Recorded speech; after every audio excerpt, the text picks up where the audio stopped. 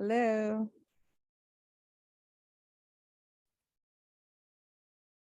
Waiting for the big snow. I see now they're saying 12 to 18.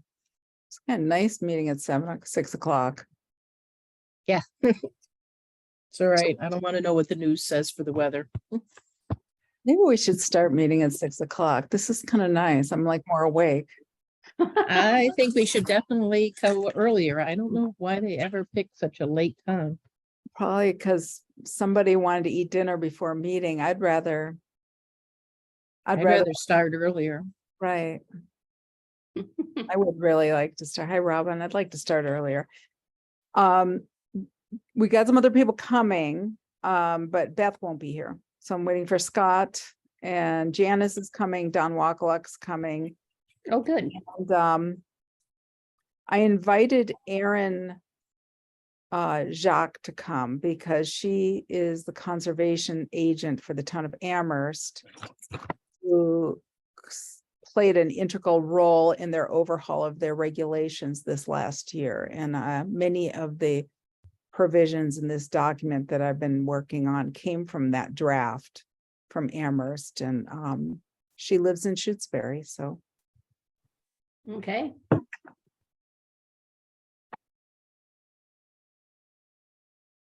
guys ready for tomorrow? Actually, we are. Jim brought in wood. We have a ton of cooked food. So if we lose power, we can just reheat leftovers on top of the wood stove. I mean, we're gonna be okay.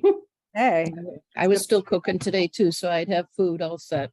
smart idea. And we also put a Charging whole everything. bunch of water aside, because if we lose power, the well pump doesn't work and we lose water. Yeah, we should put some water aside tonight. That's a good idea. Here's Janice. Yeah, if we lose power, I have a generator, so that does run my water, so. Hi, Janice. Hello.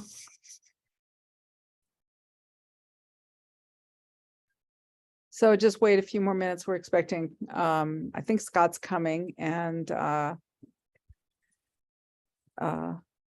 Wakaluk was coming, and Erin Jacques was gonna come. She might be coming a little later. She had to put her kids to bed. She must have little kids at 6 Yeah. o'clock. I was gonna say. I never got any to bed by 6, my goodness. Oh, well, say goodnight to them or whatever. Yeah, Yeah. it's really little kids. Oh, yeah.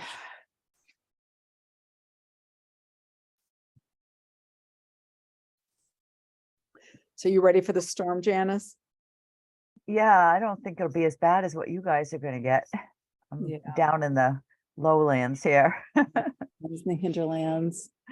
No kidding. I'm really hot in this sweater, so I'm gonna get something lighter. So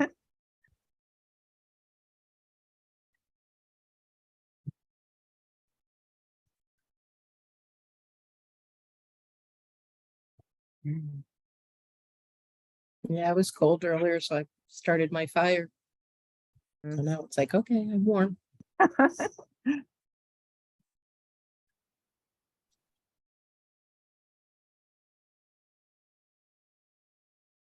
And here's Scott. Good. All the peoples that we need.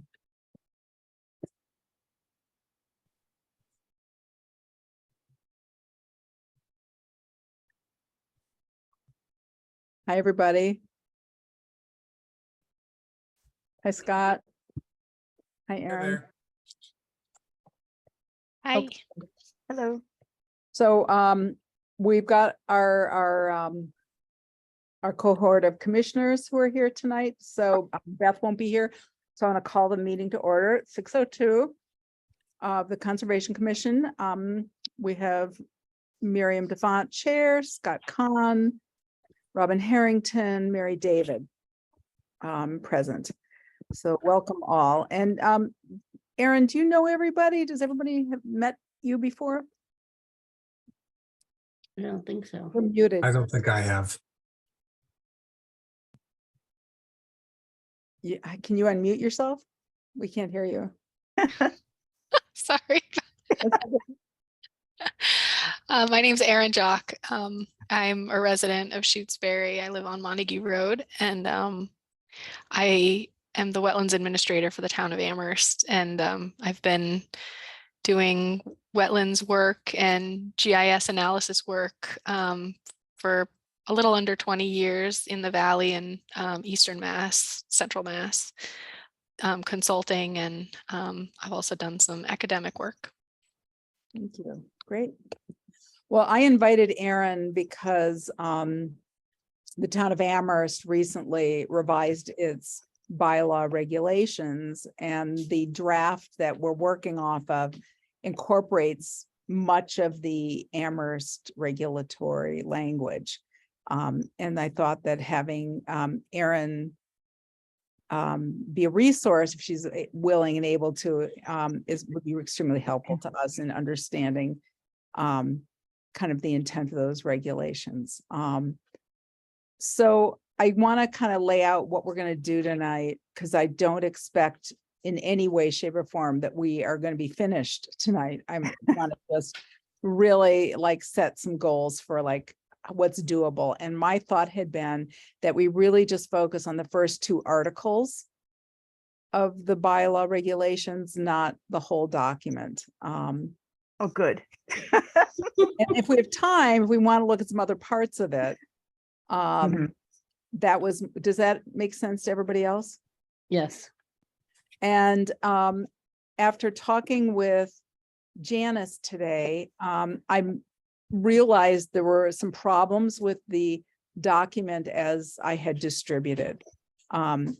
One major problem with it is that I had incorporated some language in it on riverfront area from some other towns, not remembering that in fact riverfront area is not protected resource. The 200-foot riverfront area is not a protected resource under our bylaw.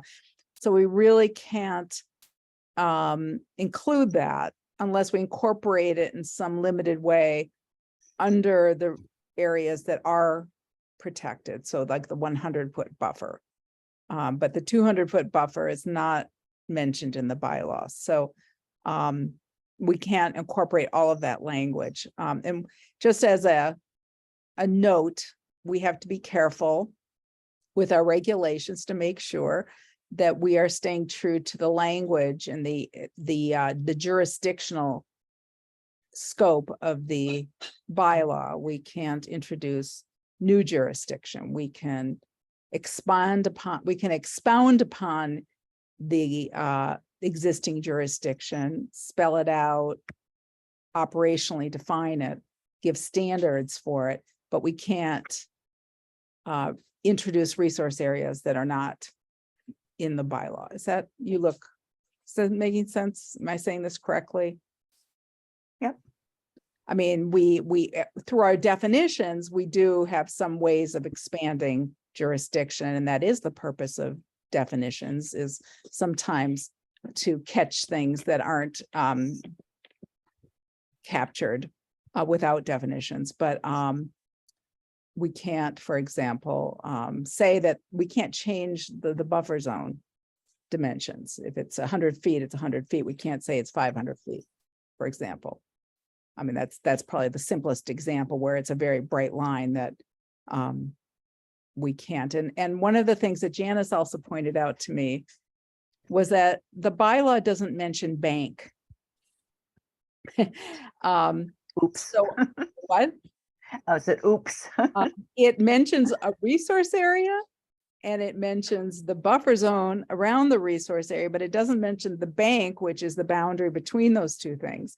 And we certainly don't want to have a situation where anyone thinks that the bank is not regulated, but the other two are protected. I mean, that doesn't make sense. So I've altered the language in the section under performance standards for bank, tying it to impacts to the resource area and the adjacent upland buffer zone. So we can, when we get to that, not tonight, we can look at that language. Okay. Okay. So, Erin, do you want to maybe it would be helpful for you and Janice as our consultants tonight, maybe just to take a few minutes and talk about what you think is important about having updating the regulations and how they can be used. That would be helpful, I think. Yeah, I mean, I don't want to step over Janice if she wants to go first. No, I don't have anything in particular. Okay. So from my perspective, I've been a conservation agent in 4 towns in Massachusetts, and I should say I've been a conservation agent in 3 towns, a wetlands administrator in 1 town, and I've been a conservation commissioner in another town. And the local regulations are very important, basically because every community is different, every community is unique, and the resources within each community is very unique. And it's really important for communities to exercise home rule authority in order to be able to protect its unique resources. I mean, I apologize. I've got small children and I didn't get a whole lot of sleep last night. But I just want to say that one of the most important things, in my opinion, because the Wetland Protection Act is very strong when it comes to protection of resource areas and resource area alteration, direct resource area alteration. And so it's fairly straightforward for us to be able to look at a given project if the project is actually proposing to alter resource area. One of the places where there's, I would say, an Achilles heel in the Wetland Protection Act is buffer zone alteration. And because buffer zone is immediately adjacent to resource area, alteration of the buffer can have a tremendous impact on the resource area itself. And consequently, the impacts of developing a buffer around a resource could have water quality implications, and that could be the implications to drinking water wells, it could be to public water supplies, it could be to groundwater, it could be to surface waters, so recreational areas that people are swimming in. There's all kinds of implications to that, and those things come back to the health, right, of humans. And while we want to be able to allow people to do what they can with their land, it's also very important that we protect these public resources, because ultimately it's like tragedy of the commons. If the water becomes contaminated, if it's got E. coli in it, if things become present in water supplies or surface waters that make it unusable by us, then ultimately we've failed, right? So one of the things that I've noticed is that in the course of permitting large developments in multiple towns is that developers will frequently come in locations where, let's say, they're 100% in the buffer, and they'll do what I would describe as a max build out. So they will alter as close to the resource as the local wetland regulations allow. So in some cases, communities might allow like might have a 25-foot no disturb or a 35-foot no disturb, 50-foot no disturb, and so on. And so if communities have those restrictions that have like a minimum setback away from a wetland boundary, then what that does is it restricts how close that developer can get. In Amherst recently, we put basically a percentage of buffer zone alteration that's allowable on a given property as 20%, and anything greater than 20% either needs to be restored fully, or they pay into a wetland mitigation fund where wetland buffer can be restored elsewhere in town with, say, plantings or habitat enhancements, stabilization measures, etc. So I think ultimately it's really important for the community that we live in to protect the water resources, and that's really ultimately the commission's job, is to protect the water resources. I mean, I've quite honestly, I've gone through, I would say, about a third of the document so far. I definitely have some comments. And, you know, again, I am not what I would describe as like the most strict wetland advocate that you've ever met. I think that there's room for balance, right? So you want to be able to allow development, you want to be able to allow activities within a reasonable manner, and you want to be able to have protections in place to ensure that it's done properly. So I don't know if you want me to go into kind of my observations or if you just wanted me to kind of state in general terms, Miriam, kind of what my thoughts were. I do want to hear those. I guess one of my thoughts in doing these regulations is to really looking at the buffer zone in particular. And I agree with you that the Wetland Protection Act doesn't do a good job of defining and protecting the buffer zone, and DEP will be the first to acknowledge that. And I've gone to some MACC workshops, and several now, where they talked about how bylaws can protect the buffer zone as an active resource area, not just as a buffer, but as a resource area. And the emerging science suggests that for the health of wetlands, buffer zones are bioactive zones. They're not just a cushion between development and the wetland. They actually function biologically, is my understanding, that in that for many species that live in wetlands, they require, in fact, much more than 100 feet. At that 100-foot, which has become kind of a standard in the Wetlands Protection Act, is really a minimal zone. And I know some communities have larger buffer zones with that in mind, because, and the riverfront area requirements sort of are an acknowledgement of that in the Wetlands Protection Act and the Rivers Act, that, you know, 200 feet is needed in some areas, more than 100 feet. Scott just got kicked out. So that's kind of one of my thoughts about it. And I is that, you know, much of the activities that we are permitting are buffer zone activities, and that we need some objective standards by which to evaluate projects so that there's consistency, and we're kind of have some standard principles that we're referring to in our approach. And so it's not haphazard, and it's not like, well, this project is making me kind of think about this issue, so I'm focusing on this issue, and maybe the next time I'm kind of randomly focusing on another issue. That we want to have some sort of systematic process where there's consistent standards, even independent of who's on the commission. So it isn't even just, you know, what any of us think about, but what really over time, what the commission, how the commission approaches projects. So it seems like that would provide more clarity for applicants, and perhaps reassurance for applicants, but also make it our job easier, because we can refer to the regulations as our go-to for how to approach things. And I know, Janice, you had some thoughts, you know, so that was really kind of one of my thoughts about this, is really how to spell out more clearly the performance standards for buffer zone in particular. And I hadn't looked in the at the regulations in a long time, so I was surprised they were only like 4 pages long.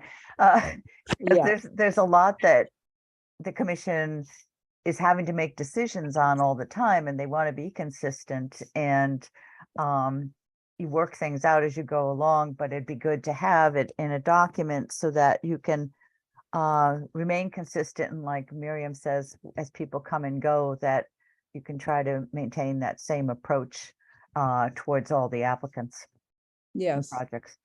I also think that sometimes we make decisions without making it explicit to the applicants why we're making the decisions that we're making. For example, if we say to someone down at the lake, you know, you're going to need to have a vegetated buffer strip on your property and between the bank and your property as, and what we're really saying is that this is in mitigation for other development activities that we are allowing you to do with your project, but we don't spell that out explicitly.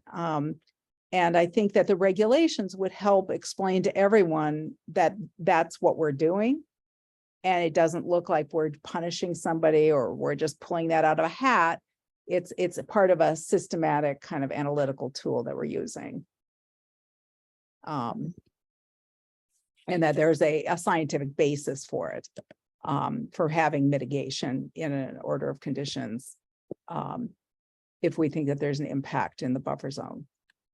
So, again, it's Janice was even saying, calling it a buffer zone is a misnomer in some ways, and it leads to some misinterpretations. And Janice was even suggesting perhaps that we call it something a little different. And so I kind of played around with this in the document and changed the wording and called it, and I know this is super wordy, and we don't have to use this every time we talk, but I named it the 100-foot protected buffer zone or something like that, where the word protected is in it, just to remind people that it's not just a buffer zone, it is a protected resource. And instead of calling it the 25-foot no disturb zone, I renamed it the 25-foot no disturb protection area.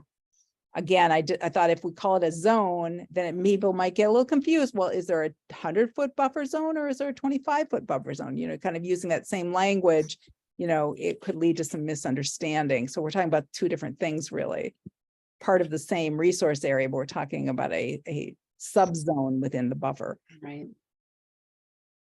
Yeah, because people who are maybe used to the Wetlands Protection Act to some degree may know, especially like developers and all, may know, well, buffer zone, it's a distance. If we work in it, we have to get a permit, but it doesn't mean we can't work in it.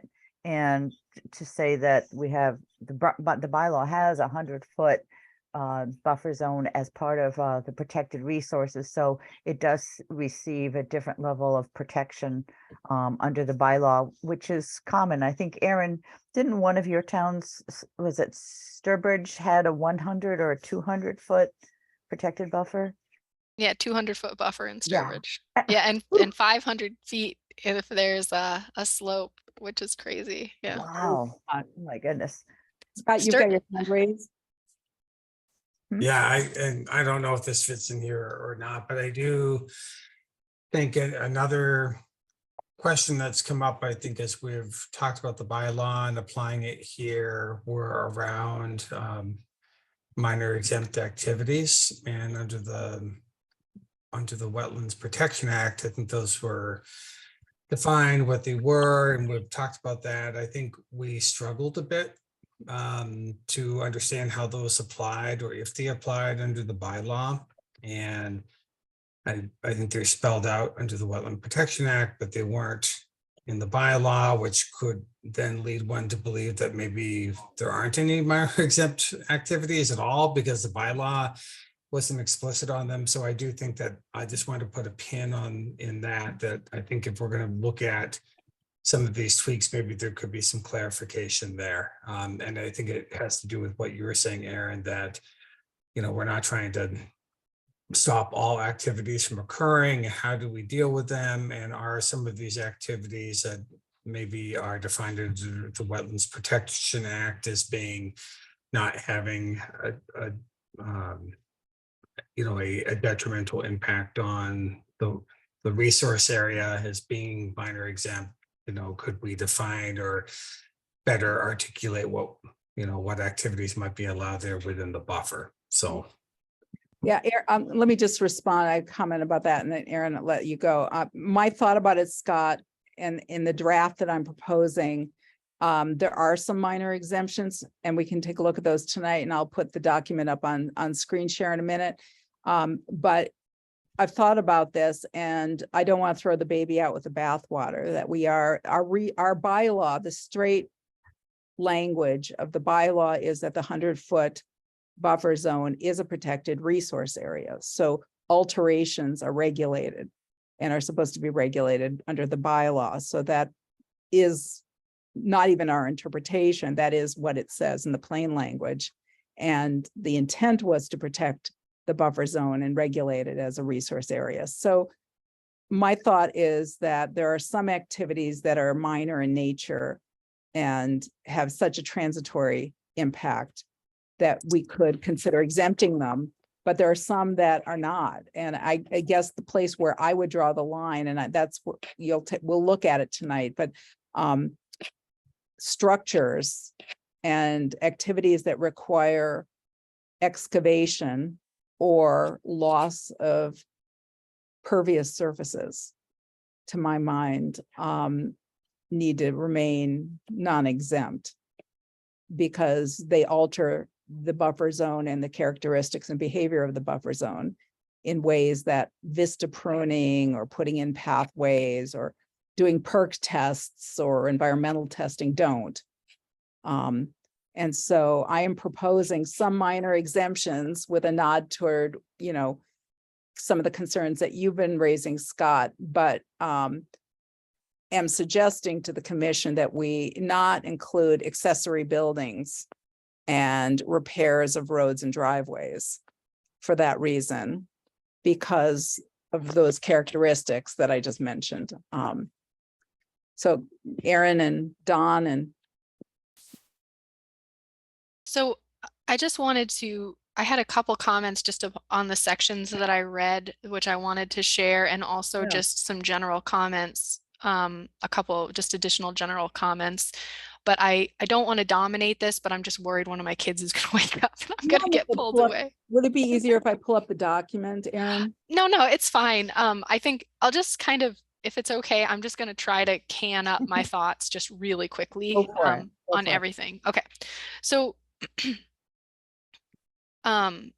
just my general observations, I just want to state, because I'm originally from Amherst. Okay. I grew up in Amherst, and my observation in Amherst is that it started out like tons of extra, building lots and stuff. And that over the years, all those extra building lots and open fields and agricultural areas have slowly been developed. And there's most of the lots that are remaining are marginal, right? And so most of them are buffer zones, they're steep slopes, they're, near intermittent streams, near wetlands, etc. And so Shutesbury, with its natural proximity to Amherst, I think and as a bedroom community to Amherst, because Amherst is basically unaffordable to live in at this point, everybody's moving to Shutesbury, Leverett, Pelham, Granby, surrounding towns. And so I do think that now that Amherst has sort of reached its capacity in terms of development, I mean, it's still getting developed, right? And there's going to be a lot of infilling.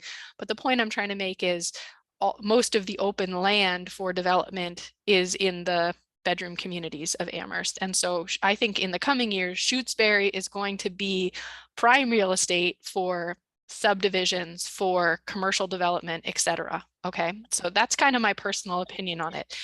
As those pressures increase, and this is an observation in Amherst as well, what happens is that you've got your commission, you meet twice a month. You can only handle so much in the course of a meeting, right? In Amherst, there are sometimes 10 hearings on a given agenda. So you really have to sort of pick your battles in terms of what you're allowing people to do and not do. Like in Amherst, we were regulating cutting of every single tree in the buffer zone. And what was happening was we had like a given meeting where we had individuals having to file a request for determination to cut one tree in the buffer zone. And then we had developments where it's like, say, a 6-acre commercial development, and I'm spending more time on a request for determination for removal of a single tree than I'm able to focus on a large scale development. So I just want to put that as perspective, that what we ended up doing was re-implementing minor activities and exemptions because it was a resource area issue. I mean, it was a genuine staff and commission resource issue. we couldn't focus our energies on those large projects that really needed our attention because we were so caught up in these small minor things, which ended up taking so much of our attention away. And I think as a result of that, there was a lot of developments that happened in Amherst which weren't thoroughly reviewed and didn't have the level of detail on review that they needed. So that's just sort of a background to keep in mind as you do all of this, is like, who's going to be doing this? Do they have the resources to do it? Are they going to be able to pay attention? Do you have the staff to handle it and all of that, especially with the increased development pressures that's going to be happening in Shutesbury? I guess one question I had, and I don't expect you guys, this is just, I'm just sort of doing this rhetorically, right? And let me Limited just to respond to course. that, so you Of know, course. one of the proposals that I'm suggesting is that we create some processes for administrative approvals, which are a Yes. short mini permits. Yep. Not an RDA, don't have fees Yes. involved, don't require legal ads. That's a and great idea. applications. And so for things like tree removals and some other smaller things, rather than just exempting them, which means that then we don't review them, we create a pathway for quickly and easily reviewing them. And I guess what I would like to do is to try that because that's better than not reviewing anything. Yeah. And you know, there's provisions in these regulations for waivers. So, you know, we can institute policies waiving provisions if we find that it's taxing our resources. I mean, I don't think we're at that stage right now, but Yep. I think there's flexibility built into these regulations that allow us to do that. Yeah, absolutely. And I mean, in Sturbridge, they had a letter permit, right? And my recommendation to you would be also, if you have staff who can handle those, that's also a great, I mean, I know you're working on that, Miriam, and I think that's phenomenal. Like, I think Shutesbury needs a conservation agent. I think that the hill towns around in the valley have needed full-time agents for a long time. And so I really think that's a wonderful thing. And I think you're on the right path. I think that's a great idea. Okay. All right. Are there other comments? I know Yeah. John's got his hand raised and I kind of Yeah. want to get into the documents soon. So I know I don't want to dominate. I guess one question I had was limited projects. I didn't know why those were taken out. That's like a new sort of MACC recommendation. I think that could be sticky with certain things like utilities. I mentioned offsite mitigation fund. I mentioned tree cutting. There was a statement, it was like 4.2 about like no alteration permitted other than specific things that were outlined, like existing structures. And I just wanted to note that things like culvert installations, that could be a really difficult thing, particularly if like head wall protection is necessary to prevent scour. So just to keep in mind that there are situations where if structures are being installed, there may be a need for structure like, you know, riprap or armoring or stabilization or whatever to be installed to make sure that those structures don't wash out. So just to make sure that, like, sort of thinking big picture about some of those things that might want to incorporate some additional I don't language. know what section were you referring to, just so we can go back and look at that. I believe it was 4.2, and it was something like, other than existing structures and minor activities, that there was no permitted alteration of a wetland resource area, I think it was. Yeah, I think that this is, again, it's like it's the standing presumption and Yeah. then the waivers based Yeah. on it. And they're also, you know, emergency certifications could capture some of the approvals for some of those things. So, Okay. you know, Yeah. you know, some of that language, I think is Mhm. kind of like you start with a presumption and then you look at the individual particulars of the situation and evaluate it. As long as that's sort of, I guess everybody on the commission knows that, and that's sort of like the mode of operation, because there might be people who come along who are very literal in their interpretation and say just no, we're not, and that can happen. So just want to make sure. That's why I had a whole section for waivers and variances, and I put it right up at the beginning because I wanted that to be front and center for people to understand that there was flexibility built into these regulations. Okay.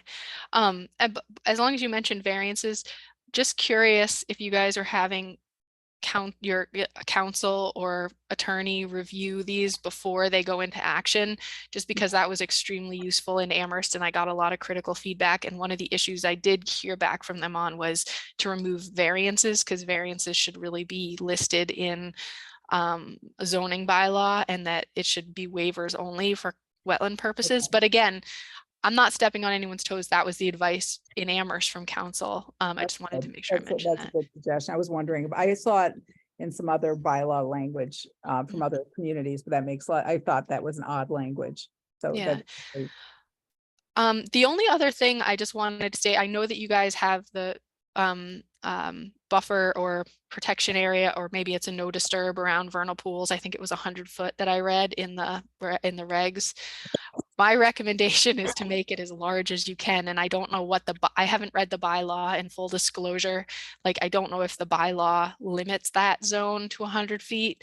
But in my experience, I've seen developments literally wrap around vernal pools, and vernal pool species will go 400 feet outside of a vernal pool. And it's just devastating to a vernal pool to have those impacts.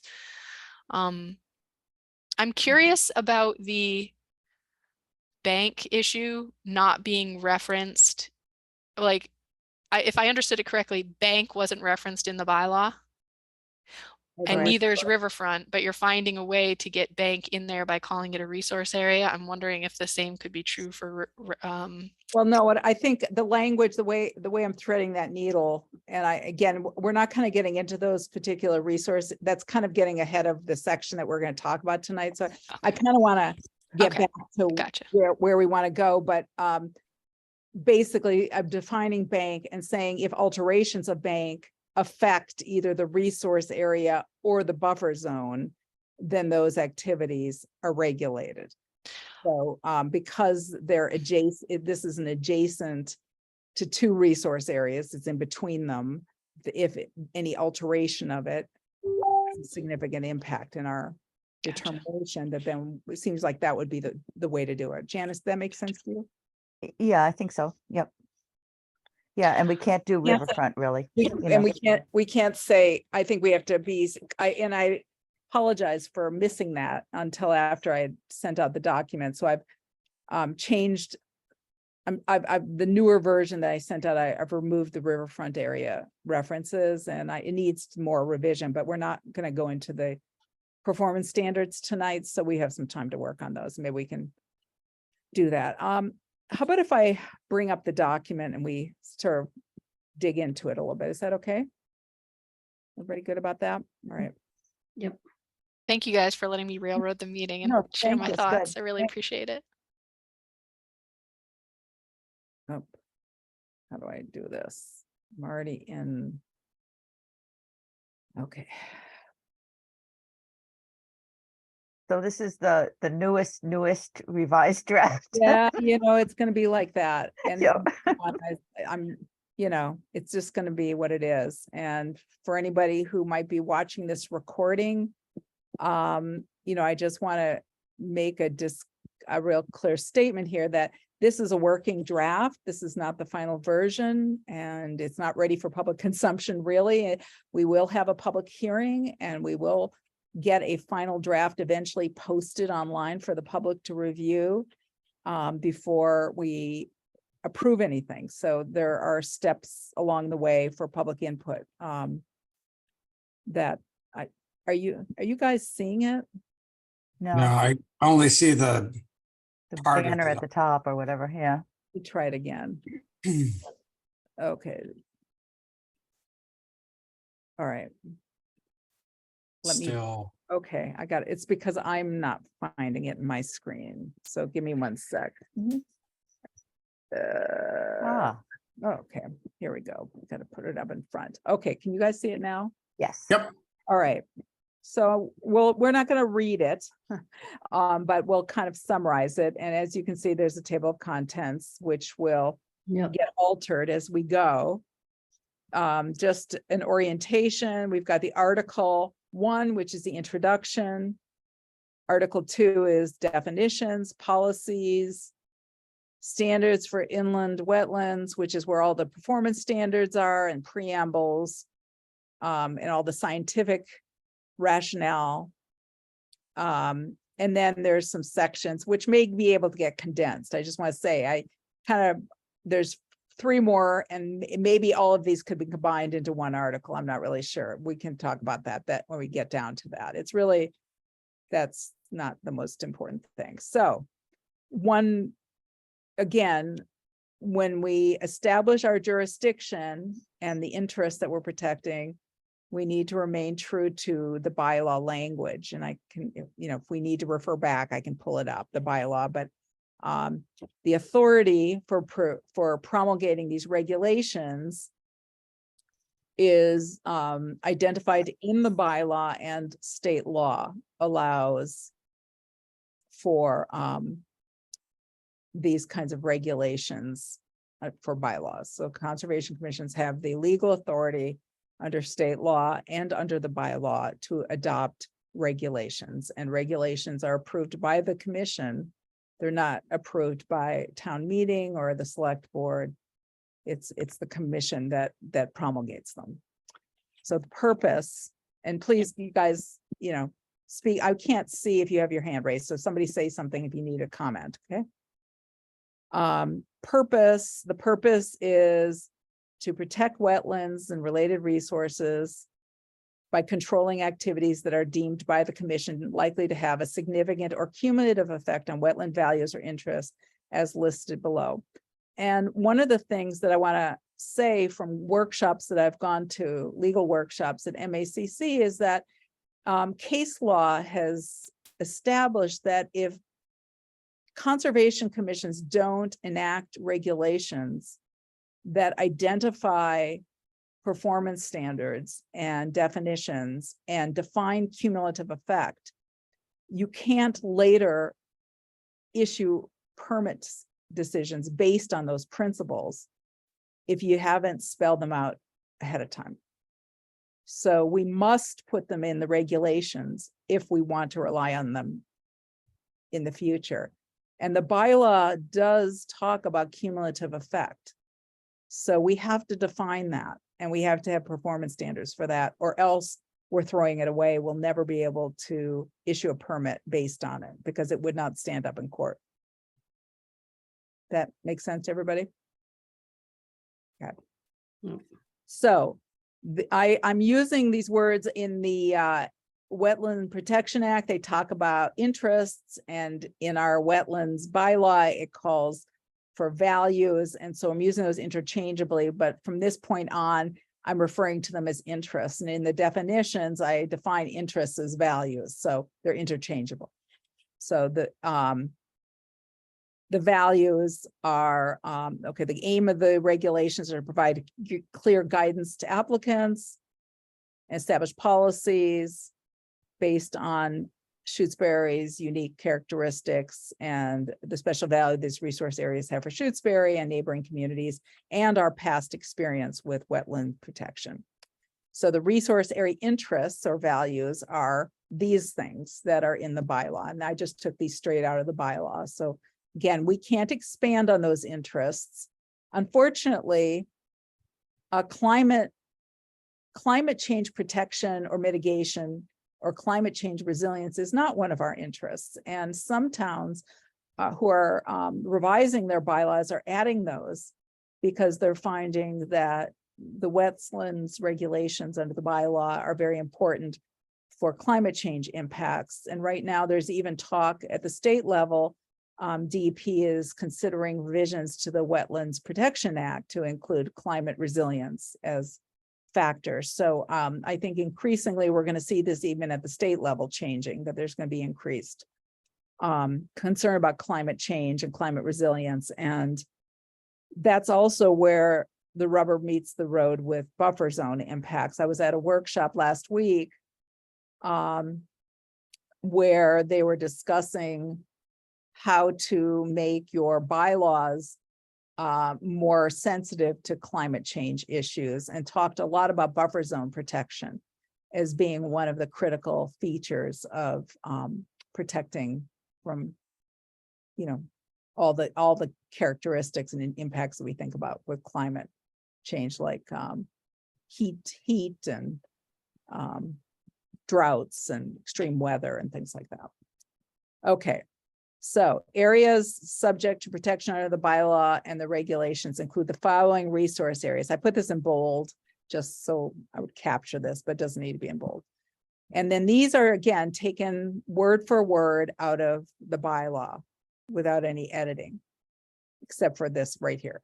So any freshwater wetlands, and I added in here, including bordering or isolated vegetated wetlands to make that clear. That was Janice's suggestion.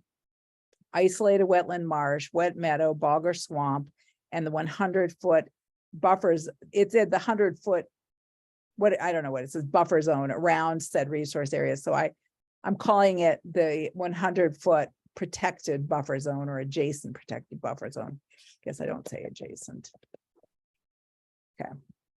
And then any lake, river, pond, or stream, and the 100-foot buffer zone protected around said resource areas. Any land subject to flooding and inundation by groundwater, surface water, storm flowage, or within the 100-year floodplain. And we're missing one, aren't we? Streams. Where's the streams? No, I have it here.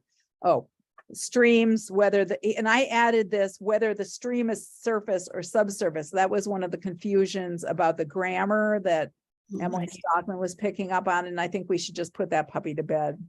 Yes, thank you, please. That nobody was talking about subsurface lakes. Right. We were always thinking it was going to be subsurface streams. So I think this is defining that more clearly. Okay. All right. Activities subject to regulation include any activity proposed or undertaken which constitutes removing, filling, dredging, discharging into, building upon, blah, blah, blah, blah, blah, which is subject to regulation under the bylaw and requires the filing of an application for a permit. And then under that, also any activity shall not be subject to regulation unless in the judgment of the commission, it may result in blah, blah, blah. Is this actually a duplication? Let's see. Oh, so we're basically saying here, if it's outside the buffer zone, then we're not regulating it unless for some reason we have some thought that it's going to alter the resource area. Oh, yes. And I didn't know whether that was an expansion of jurisdiction that you might have difficulty with. I don't know. That in the current bylaw? No, these are All extra, This is all part of the regs, but the We're regs off- are we're off very of- basic. right? N- Yeah, I don't know how we could regulate lands outside of what's jurisdictional. well, you can, I think, there, if somebody, and it's a hard thing to do, but I think that there is a precedent if you make a judgment. And I think this is where sometimes like steep slopes come into play, where if something is like just outside of the buffer zone and it's a very, very steep grade and somebody's doing something, it might come up under enforcement that somebody did something that then affected the buffer zone. So then that would be sort of where it would come up under enforcement, I think. So it might not be that we would be requiring permits for that, but just putting that in, I think, is where that comes from. I'll have to think about that one a little bit. I see what you mean, that, and it's true even now under the Wetlands Protection Act, that commissions can't regulate further up slope of 100 feet, but if that slope fails and falls down into the wetland, then it's a violation and needs a whole lot of repair work. But I Right. don't know if into the bylaw, other than you could require more, like say, erosion control and more protection within your area of jurisdiction.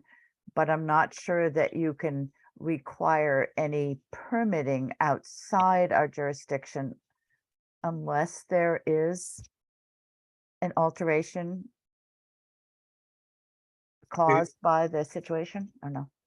I Well, think. so it's an activity outside of the zone that changes something within our jurisdiction. So, Right. you know, it would really be enforcement. It wouldn't be under a permit. It would be that we would have authority under enforcement if somebody spills, you know, contaminants or sediments up in up gradient of a wetland and contaminates the wetland with those that discharge. So it's establishing that, you know, if you alter a wetland, even if that activity that altered it happened outside the wetland, it's still jurisdictional. Flag this one very back to it. I hear where you're going. I also think we'd have to be really careful about how this is wording. There's so, you know, I mean, right now there are so many things that I'm just thinking around like Wyola, all this kind of constant question we get into regarding like the whole watershed and where water is flowing. It all discharges ultimately into a resource area. So where do we stop? And water quality is going to be an issue with any number of things. And I just think we'd want to be really careful with this one. We'll, you know, I will look at what some other communities are doing and we will get a legal opinion about this as well. Let's just move Yeah. on. I think maybe put that, potentially that could go under a section on enforcement. Yeah, I think that's exactly what other towns do, is they, like Holyoke with its concentrated sewer overflow runoffs. They're regulated as to how much they can dump into the rivers, but the enforcement part of it is what it's Okay. like And- EPA does. And again, you know, putting language in here doesn't mean that we're regulating, but it's making it clear in case there's a question later under enforcement that people are responsible for not contaminating wetlands and resource areas and activities outside of the buffer zone. You know, people are still responsible for what they do. Where it's worded okay. right now, it says it may not be subject to regulation unless, which makes it sound like we are subjecting it to regulation. So I do think. Well, we- unless in our judgment, it may result or has resulted, and maybe the issue is has resulted is more key because it's more relevant to enforcement. So Right. he is I not think that that there's there'd be an anticipatory permit, but that it could be under enforcement, meaning after the I- fact, people. Right. I think that would be a lot more clear Yeah. because then it's impacting a resource area with something that we're enforcing versus making it look like we're regulating outside of what is Yeah. jurisdiction. Yeah, Right, okay, I think that's good. Let's move on. So if any person wishes to have the commission determine whether an activity may be subject to regulation, they can submit a request for a determination of applicability. Said activities, if in an area subject to the Wetlands Protection Act and its regulations, it require a public hearing and prior review. That said activities, if in an area subject to protection under the bylaw, require review and approval during a public meeting. So the key point here is public hearing versus public meeting. so why is one a public hearing? I don't understand that. Well, that's a requirement under the WPA. Aaron, you've got your hand raised. I just wanted to say in Amherst, we require butter notifications for both RDAs and NOIs. Just wanted to throw that out there. I don't know if that's something that Shutesbury Oh, we also do. requires. That's also required in our bylaw. That's a Okay. provision of the bylaw, so we can't Awesome. do that either. Okay. So I don't know if this is necessary. This language, you guys feel like the breaking this down by, is it just adding confusion, even mentioning the Wetland Protection Act? I don't think so. It's not confusing. No. Well, So, we I can- think, we I can- think it's fine for now. Let's, Yeah, we'll come back to that. But I just want the understanding on the public hearing, why that's a public hearing and the other. is a meeting if it's only a request. Well, there is a requirement for a public hearing for an RDA under the act, right? No, it's not a hearing, it's just a meeting. Oh, right. Huh, that's true. Because hearings are the ones that usually require the legal notices, et cetera.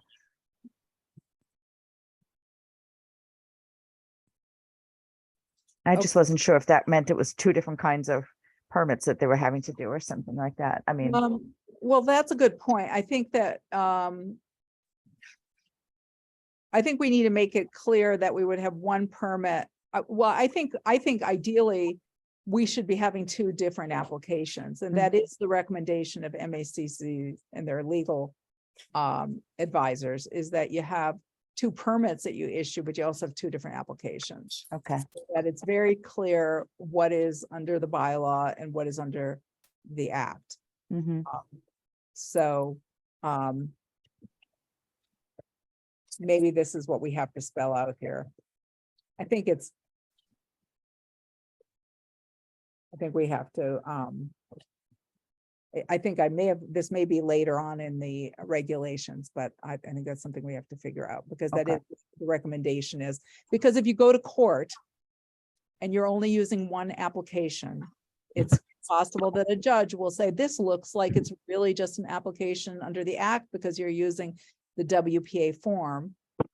It isn't clear that this is a separate application under the bylaw, therefore we're throwing out whatever the bylaw jurisdiction was, and then you've basically thrown away the bylaw.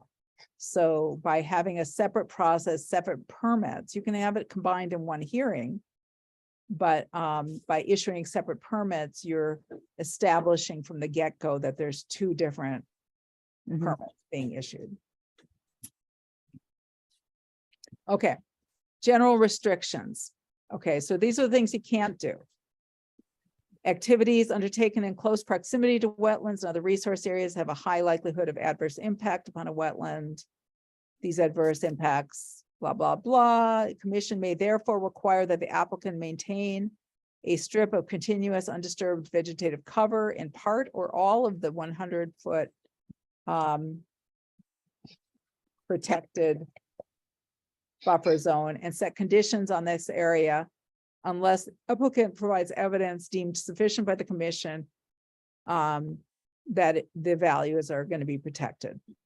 So is that clear? Yep. Okay. 2, work and activity within the buffer zone should be avoided and discouraged, and reasonable alternatives should be pursued. Accordingly, the commission shall begin with the presumption that lands within 100 feet of the resource areas previously discussed in this section are best left in an undisturbed and natural state. So that's kind of our presumption. Yes, except I don't like that wording, because you're getting back to the 100 feet and you're not saying that that's a protected resource. Just like the first sentence, the 100-foot adjacent protected buffer zone of wetlands and resource areas, but it is a resource area. You see what I mean? That it's sort of Other- separating it from resource And areas. other resource areas. How's that sound? Okay, yes, oh, okay. And then again, yeah. Below, when you're into presumption that lands within 100 feet of the resource area, that is the protected buffer zone. Maybe put that in parentheses or something, I don't know, but That the 100-foot protected buffer zone. okay, previously discussed, yeah. Oh, and other resource areas or something, I don't know. And other resource areas previously discussed in this section are best left, okay? Okay, Wording. What's I'm Scott? thinking, can you hear me? yeah, On the wording there for number 2, for regulations, anytime that you're writing down like should and discouraged, and to me, it's just giving advice, but it's not saying that you won't, it's just saying that you should, and we're discouraging it, but it's not really a regulation. It seems to me like that's more Well, of we like, can, well, why don't we say must be, because right, so I think if we're saying must, and then if you're or shall be. allowing, What? yeah. Oh, I'd shall's say- good too. Okay, or shall be avoided. Reasonable, must be pursued. Yeah, and I would get rid of discouraged. Yes. And because again, you know, we have provision, we're gonna have provisions for waivers. You start with what is the presumption, and then you work back from there. Okay. Shall be- You may want to reference as per whatever, below for, unless there's a provision to Well- allow for this. Well, this is just a restrictions, then we'll get to the waiver. So accordingly, the commission shall begin with a presumption that 100 protected and other resource areas previously discussed are best left. This is a presumption, so it's okay to say it's best, right? Okay. Because we're saying it's best for the values and the Mhm. interests of the Yeah. bylaw, so. Okay? Okay. We're good. All right, now disturbance of vegetation or soils within 25 feet of a resource area creates direct observable impacts to the resource area, including but not limited to those stated elsewhere in these regulations. The minimum strip of continuous undisturbed vegetative cover for any and all resource areas is 25 feet from the outermost edge of the resource area in all directions. The first inner 25 feet of the protected buffer zone is considered a no disturb protection area. I'm not sure that first sentence agrees with that though, because you're saying they're within 25 feet. Again, it's just of a resource area. It sounds like not clear if that 25 feet is a buffer zone or the protected buffer zone or what. It's the part within 25 feet of a resource area. Again, Yeah. I'm trying to make sure that whenever you're talking about a distance outside the resource area, it sounds like you're really just talking about the wetlands. And then does that mean the 25 feet is the protected buffer? Oh, I see. 25 feet out, not the 25 feet, you're saying 25 feet outside of a resource area. Erin, you have your hand raised? I think what she's trying to say is the first 25 feet of the protected buffer. The first 25 feet Uh-huh. of the protected buffer zone. Yeah, and I actually defined first later because Okay. the first 25 feet of the 100 foot. Yeah. Okay.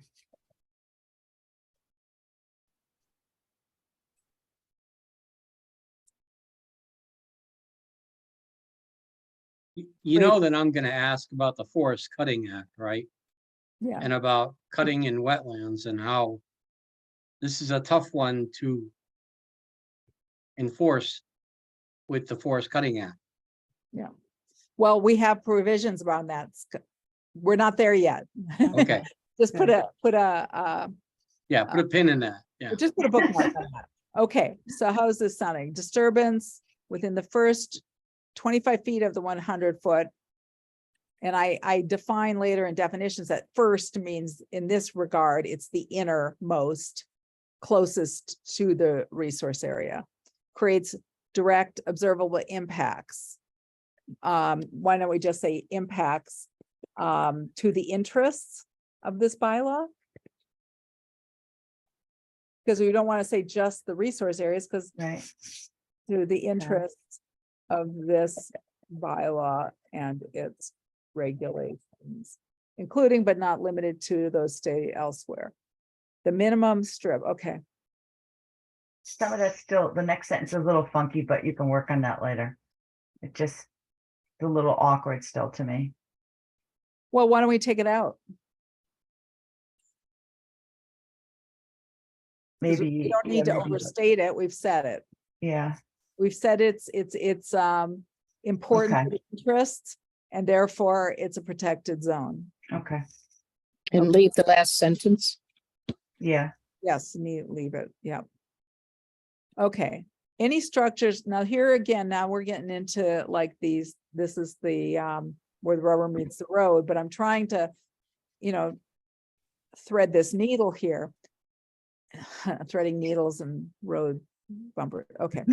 Structures less than 50 feet from a resource area can create temporary construction, long-term normal daily use impacts within that 25-foot no disturb protection area. The minimum distance for a new structure will be 50 feet from any resource area. The 50-foot no structure restriction in the protected buffer zone will not apply to any structure existing prior to the adoption of these regulations. However, structures being removed and replaced must comply with the regulations in effect at the time of the reconstruction. For pre-existing structures within the first 50 feet of the protected buffer zone, which are not being removed, but for which the footprint is changing, any increase in footprint area must take place no closer than 50 feet to the resource area, which would mean people kind of have to be on the upland side is where they would have to build out, unless we waive that. Is So- this sort of what you've been doing recently? Would you say, is this sort of following what you've been, how you've been handling it for the last year or so as you get all these things in? Okay, I'm just Well, I wondering. can't think of any structures that we've allowed within 25 feet, and we have permitted a couple of garages with dug foundations that were within 50 feet. You know, and maybe that's just what we needed to do. I wish we Yeah. had done a better job making the applicant explain why they couldn't do it anywhere else on their property. And I think that, you know, that is something we should be always asking them, you know, have you considered an alternative, and make them explain why it has to be in the location that they're proposing rather than just accepting it. Yeah, Erin. I was just gonna say, you might want to use the same language here that you used in the previous section, which is that within the first 50 feet of the 100-foot, just for consistency's sake. Isn't this language in the Amherst regulations, Erin? So we don't actually write it out in a narrative form like this. We put a table and we say, these are the setbacks that we abide by. And we, in a tabular form, say 20 foot. I mean, we have a 50-foot no disturb in Amherst. And then I think it depends on the type of structure. Like for a residential structure, I think it's a 65-foot Yes. structure setback from the wetland. And then I think for commercial, I'm trying to think now, I think it's 75 feet for commercial. I'm not positive though, I'm operating off memory here. You know, I altered this, you know, and I think that's all arbitrary and up for debate. And, you know, it's worth keeping in mind that houses in Shutesbury are built on much larger lots than they're built in Amherst. By and large, you know, you have to have a minimum of 1 acre and 250 feet of frontage. So, you know, this is kind of arbitrary, and the 25 feet is, in my opinion, kind of a minimal no disturb zone. I think it could be 30 feet. I think an argument could even say 50 feet. And then we can, you know, somebody is free to rebut this and request a waiver, but start with the presumption that it's, and maybe that would be cleaner to say there's a 50-foot no disturb zone unless otherwise you can demonstrate a necessity, you know. So that's my question. Why are we going with 25 instead Yeah. of 50? Yeah. Well, Yeah. Again, Is there a reason for that? only because I wanted it as a point for us to begin, as a departure point. And Okay. I think it's simpler to have 50 feet and say, and then say to applicants, because then then, you know, it's for many of our projects that we look at, people can easily stay out of the 50-foot zone. And if they can't, let's say because their driveway goes right through a wetland and they have to have a driveway or else they can't access their house, then, you know, that's necessity. And, you know, they go through the alternatives analysis, make that argument, and then we grant a waiver. And that's what we did in South Hadley. We had a 50-foot no disturb. And we did Yeah. have variances that people could apply for. Again, if that's your only access, if it's an already, altered landscape or, whatever. So there were occasional situations, and it also included, let's say, for things for handicapped accessibility, you needed to put in a special ramp or walkway or something, even if it was within the 50 feet, if it had to go to the house, it needed to be done. So I think it's cleaner. I feel like, you're splitting up this 100-foot protected resource area into 25 and 50, and then you have this orphan 25 on the outside that you're sort of throwing away. That to me, it's a lot cleaner to do 50-50. And then for those projects that can show that they need it and that there'll be a minimal impact or they can mitigate or something like that, then to be able to allow that work if needed in that first 50 or the second agree. 50. I agree. I feel good about. I think on this one too, Miriam, I think just for sake of simplicity,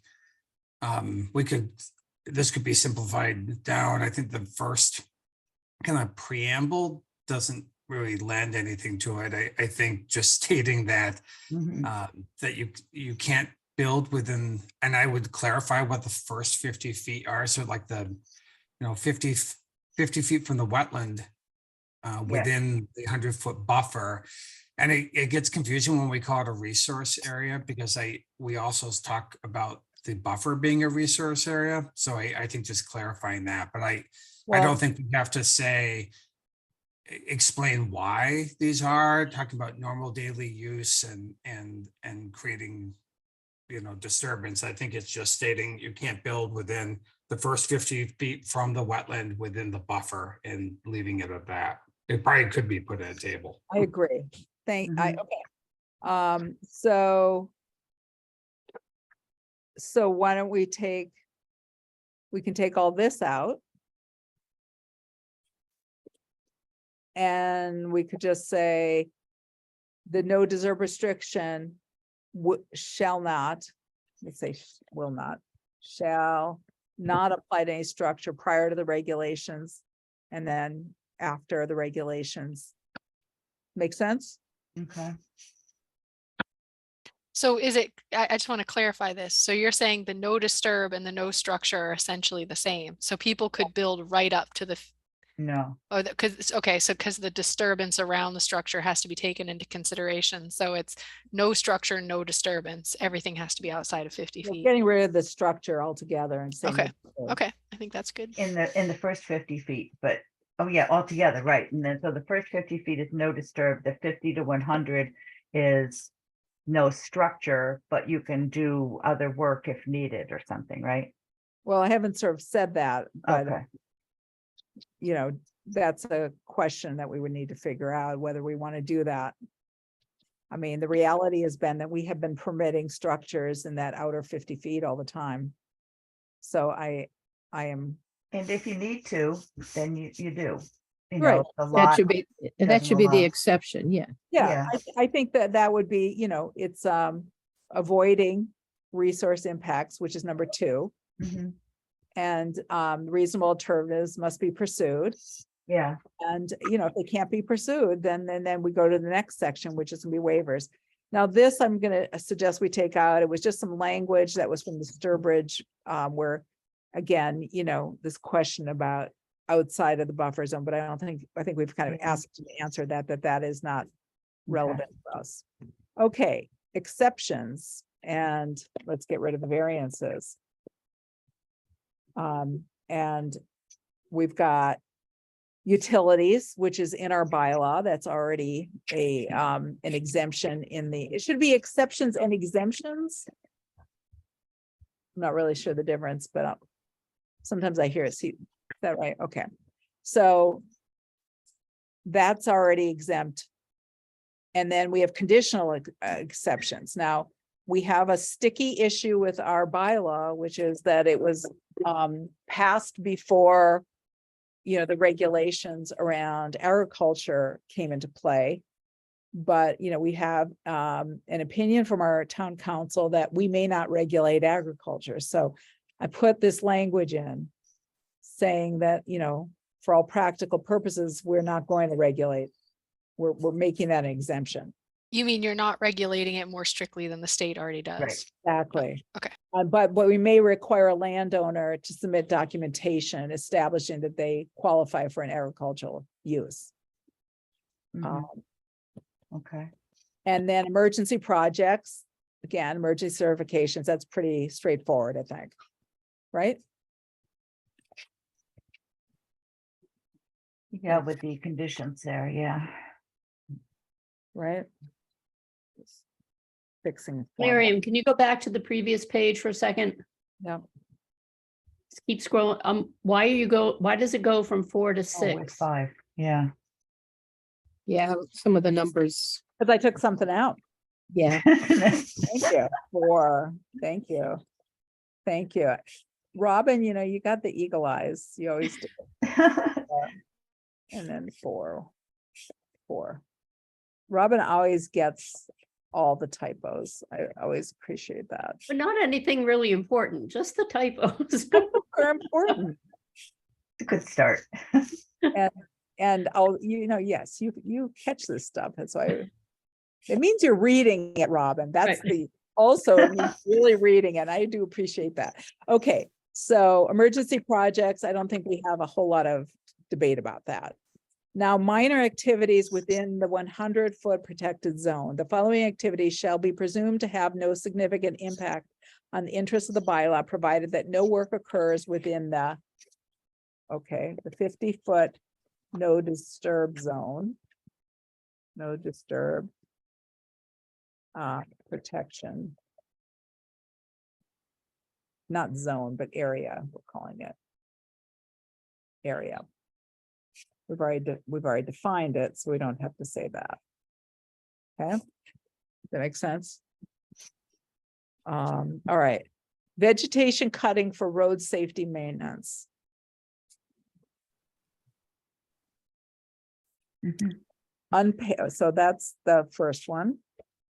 Then we've got unpaved pedestrian walkways, plantings of native species, lawn, conversion of impervious to pervious, fencing, stone walls, and stacks of cordwood, provided they will not constitute a barrier to wildlife movement, and fences to contain livestock are located more than 100 feet from the mean annual high water line within a 100-foot. Change the 6s to 4s.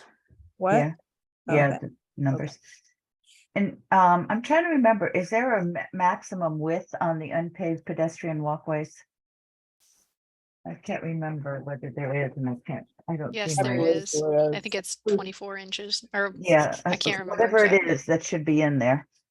For unpaved pedestrian walkways, Just whatever the width is, according not to the more than 24 inches. the in question. Yeah. For Or- private use, yeah. Fencing, let's look at this. This one needs a little work. Number 5. Fencing provided.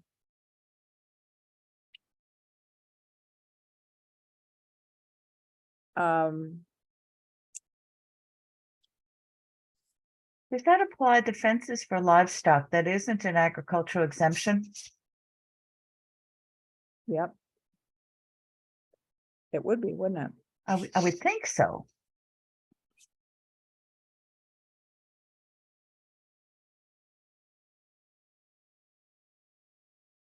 Get rid of all this. It's just Okay, yeah. keep it simple. Mowing of lawns. Mowing of lawns and pruning of pre-existing landscaped areas. Yeah. We're okay with that. Mhm. Vista pruning, provided the activity is located more than 100 feet. And then it would, if it's more than 100 feet, then it's not in the buffer zone. So Right, we'll just say vista pruning. I think that sometimes people have this, have a minimum, maximum vista pruning, say not more than 20%. I And think, yeah, I you think should have something. I have it somewhere else in here under vegetation. If I do a search, I can find it. I think it's a definition. Let me see what I said under But I Vista. think you do need to make clear that they can't do it right down to the wetland edge or something. Hold on, let Vista me- pruning sounds like they're free to do it wherever they want to. Here, I've got under vegetation. No vegetation in a resource area shall be damaged. Extensive pruning is defined as removal of 20% or more. Mhm. So, so that was, so saying as long as it's less than 20%, it would be exempt. But you need to put in the distance too. Now, I just want to say, as we're talking about this as an exemption, Yeah, Vista pruning is different than tree removal. right. But in talking about, the workshop I was at, talking about climate change impacts, they specifically had, these are, the legal counsel working with MACC produced a website with suggested bylaw regulation language, specifically taking into account some of the effects of climate change. And they particularly talked about pruning and tree removal because trees are so important for mitigating, the effects of climate change and a heating environment, a heating climate and drought, et cetera. So, want to be careful about that, I think. So where did I go? We're going all the way back up. Thank you. Hang on, I'm sorry. Hope I'm not giving you guys a migraine by scrolling so fast. All right, we're back up. All right. So where were we? Vista pruning. 4 point something. But I think you have to put in more than vista pruning because invariably people say, oh, look, see, it's an exemption, and they don't pay attention to that you have to be, I think normally it's like 50 feet from the edge of wetland or something like that, or from the edge of water. I don't remember exactly what it was. I can't find my As long as regulations in there. such pruning does not occur. What do you want to say? I don't have my regulations in the room here, so I can't check to see what it is, but we'll have to Well, they see what shouldn't it be in says. the no disturb zone, right? I mean, they should Right. not be in that inner 50 feet because Well, that's a that's no true. disturb zone. Yeah, that's true. The Yeah, because remember, we did have that one group that wanted to remove all the bushes that were close to the end of the bank.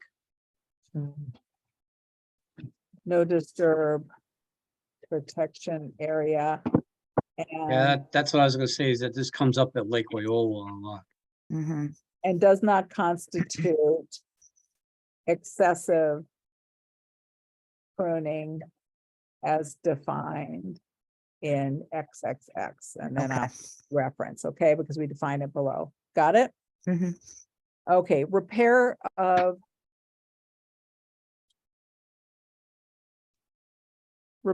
existing structures built before the adoption of these regulations, provided the footprint area of the structure does not change and erosion and sedimentation controls are implemented. So you're getting the siding repaired on your house. The only thing I would say we need to be clear about is, does this include driveways? Because somebody may say, well, I'm repairing my driveway, and by the way, I'm putting in asphalt to repair my driveway.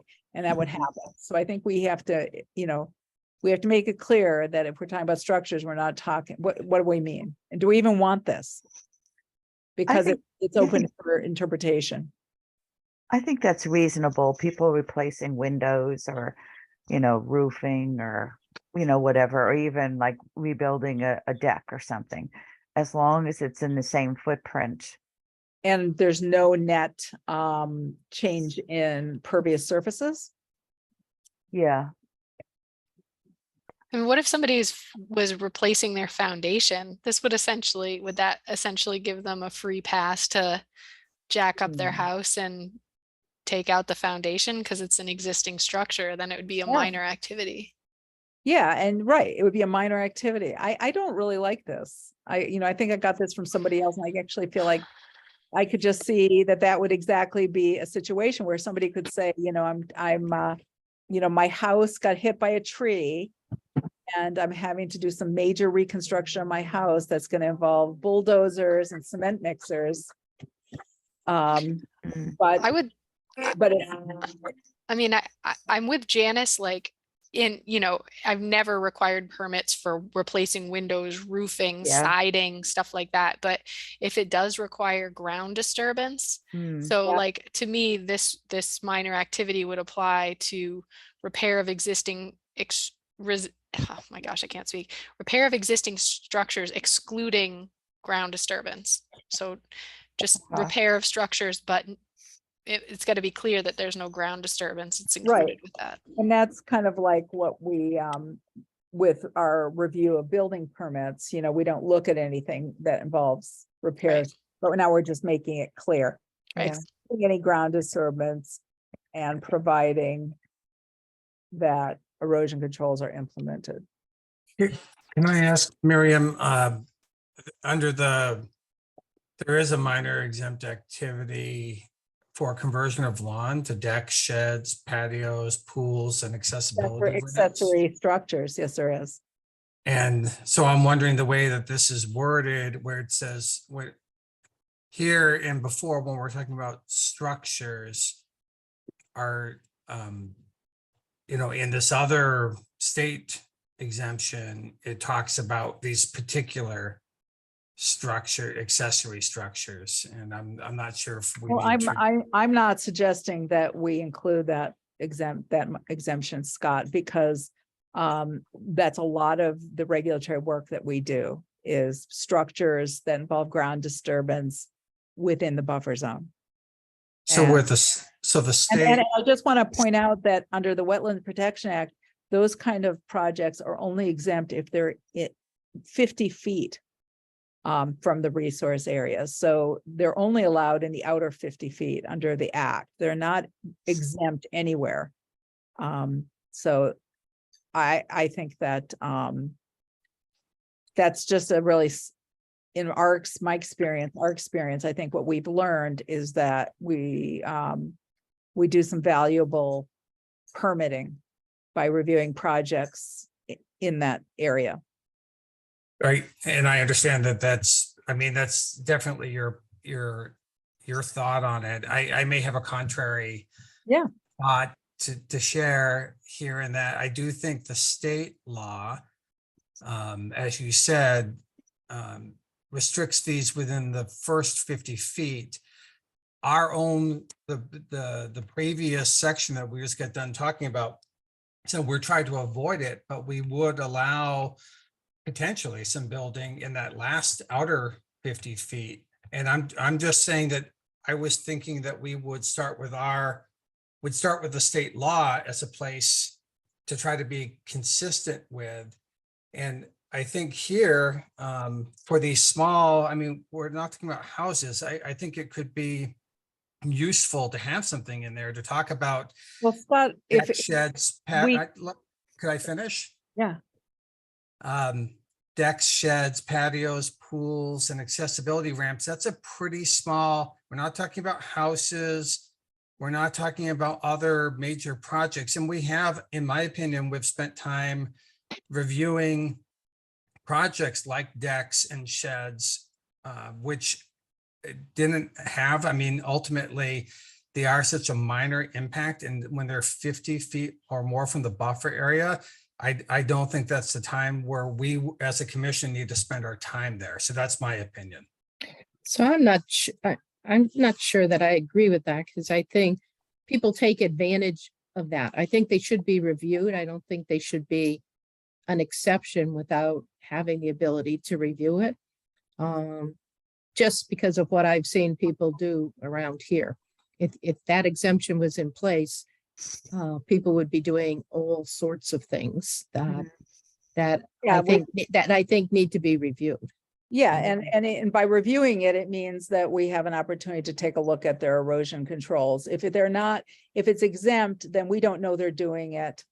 We're not reviewing it, and we have no confirmation that they're doing it properly. So, and we haven't explored with them whether there was an alternative outside of the buffer zone. So by not exempting it, get to have those conversations with applicants and look for ways to minimize the development in the buffer zone. It doesn't mean we wouldn't allow it, but it just means that we get to review it. I feel like the point here is that we are not in any way obligated, and the intention of the bylaw was never to duplicate and be consistent with the Wetlands Protection Act. It was always to create protections that don't exist under state law. And so that is why the buffer zone is a protected resource area under the bylaw.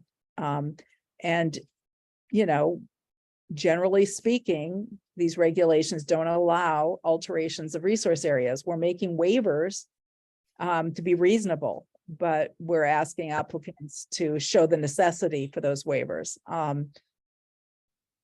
And what we've seen from projects is that what I'm seeing is I don't see us even doing RDAs for decks or porches. Scott, we haven't done an RDA for a deck or a porch since I've been on the commission. We have for dug foundation garages and pools and driveways. And many of those required some thought about stormwater. And pools, I think, you know, that's a significant ground disturbance. So I guess I feel like we should not have an exemption for those, a minor exemption. Erin has her hand up. Yeah, Erin, sorry. So I think there's great points on both sides of this issue, I guess. So this is my question to I guess the board is, let's say you do regulate them. What process do you require to regulate them? Because it's not a Wetland Protection Act issue. What is your review process? Do you make them file a state permit for like an RDA? Generally what we've been doing is we require an RDA in most instances. And then we've been issuing permits under separately, and a determination separately under the bylaw and under the Wetland Protection Act. So two different determinations. And we're in the process of updating our application form. So they might even, you know, we might have a combined form, or we might, as is now, or we might have a separate application form. So just under RDAs. Yeah, so just from this, and you guys require butter notifications and legal ads for a request for determination. So let's say single family homeowner, you know, family wants to put in a shed that's like 10 feet by 8 feet, or, you know, I'm just trying to be reasonable here, whatever shed size is normal. They're spending, I mean, I don't know what, like in Amherst for a shed, for example, they could be spending $500 on between a butter notifications and a legal ad, because a legal ad's about $300, a butter notification, a couple $100, then the filing fee, which is $50. So to put in a shed, which is say $1,200, you know, between $1,200 and $2,000, you're spending anywhere from $500 to $750 on the permit fee process, which if you guys are requiring a wetland delineation, then they've got to hire somebody to get out there and delineate the wetlands too. So I'm just trying to point out that this can be very expensive. And even in a situation where somebody's putting in, say, a staircase, like we had this situation on the historic home, somebody was putting in one single piling to put in a staircase going into a single family home. They spent like $2,500 on an RDA application to put in a single post for a replacement staircase. So I would be willing, and I'd like to hear from Janice and others, but I guess I would be willing to maybe define some exemption, but it would have to be a pretty narrow exemption. And I think, you know, like porches and decks. I'm not even suggesting an exemption, Miriam, but maybe so. And in Sturbridge, they handled this through what they called a letter permit. Mm-hmm. They required approval. Oh, I'm sorry. An administrative approval kind of process. Yeah, they required that a homeowner write a letter to the board and sort of draw up a plan concept of what they were proposing to do. The commission reviewed it and issued like just a letter that said you have permission to do it within these restrictions. I have no problem with that. Mm-hmm. And we, you know, for some of the other activities, we are gonna, I think, or at least I'm proposing that we do develop some administrative approval process and we can incorporate some of those pieces into it. But, you know, this is around whether there's any application required. And so I that's why I'm not including it, Scott, I guess, is that we can make it easier, easier lift for applicants by doing it through AA admin, but I don't want to just give up personally any review whatsoever. Well, Go ahead.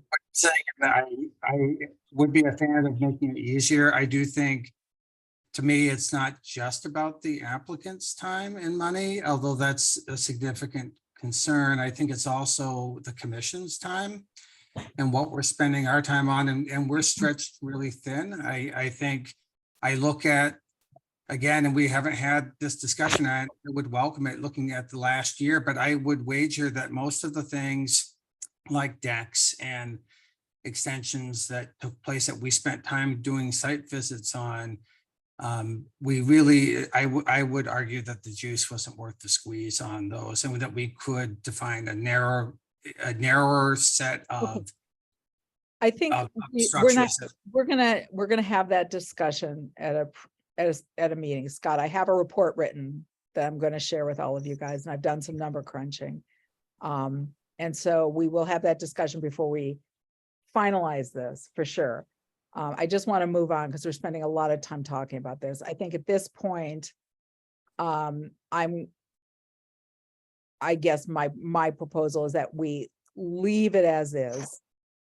And we can come back and revisit this if we want. And I do think that's a good idea, what you were discussing, to do it as an administrative approval or something for some of these simple building permit types of things, where they're in the buffer zone, but there's not going to be an impact. They don't really need to do the whole filing. They just do something like Aaron was saying, write a letter, explain what they want to do. And then, you know, whether you do a site visit or not, I don't know. It can depend on the situation and what people know from living around there. But I think that might be a good way to touch on some of those other ones, because pools can be quite a significant difference, and some decks are humongous. They're not always nice little things. So I think it makes sense to have some kind of review, but maybe doesn't have to go through the whole public meeting process and stuff. Unless we discover that it needs. Yeah. I Yep. agree. That's what I would like to propose. So can we leave, Janet, Mary and Robin. can we move on? Is it you okay with this, Robin, the way it is right Yeah. now? You're Yes. okay. Yeah, I think we're gonna look at it again, so I'm fine with moving on for right Yeah. now. I think it would be good to look at it again with the benefit of that report when Yeah. we can talk about it. So that would be Yeah. helpful. Thank you, Miriam. So, just one point I want to make, Scott, is that, we're trying to find a middle ground here with compromises. And I understand your concerns and you've made them really clear. And with an eye towards that, we're making some provisions in these regulations to accommodate your concerns, but I'm not sure you're going to get everything you want. Yeah, and Nor are and- any of us going to get Hey, everything. we sit want. back. I've worked on committees. I understand how this works. I think it's about doing the right thing as the best we can for the town. So it's not about getting our way. It's about really taking a look at the issue and trying to do our best with our limited resources to Right. execute our duties. So I But we appreciate your We've thoughts. We've spent a lot of time at meetings talking about this, Scott, about whether or not we're spending our time effectively with site visits. And people have said, yes, they felt like the site visits were, and there's project reviews and the building permit reviews were constructive. We'll talk about it again, because that's what we agreed on, was that we were going to table it for a year until we had some data, and we will do Yep. that. But I just don't want to go any more in this direction right now, okay? Well, wait to look at the data. Okay. Absolutely. Okay, so waivers and variances. The commission may waive specifically identified and requested procedures, provided that, one, the applicant files a notice of intent with the commission and the commission conducts a public hearing. This is what other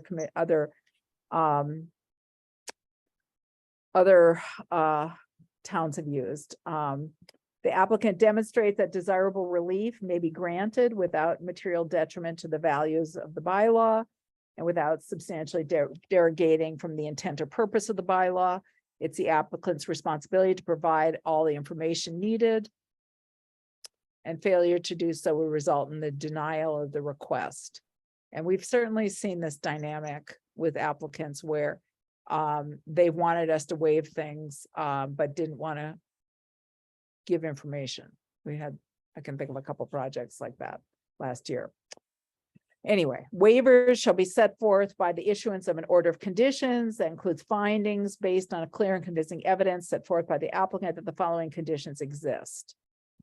One, owing to the conditions, it would be a hardship, financial or otherwise, to the applicant, and thus desirable relief may be granted, that there are no reasonable alternatives, and that avoidance, minimization, and mitigation have been employed to the maximum extent feasible.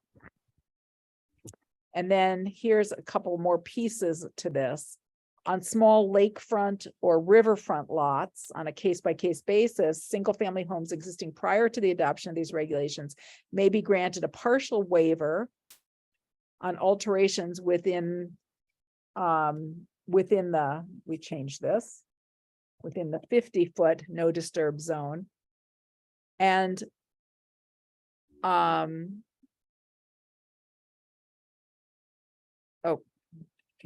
this is, we got rid of this. Okay, so we know that down on the Sawmill River and down by the lake, they're very tiny lots. So there's got to be some provision for that. So then there's some mitigation. But I don't think you should include the riverfront lots, since riverfront doesn't fall under the regs.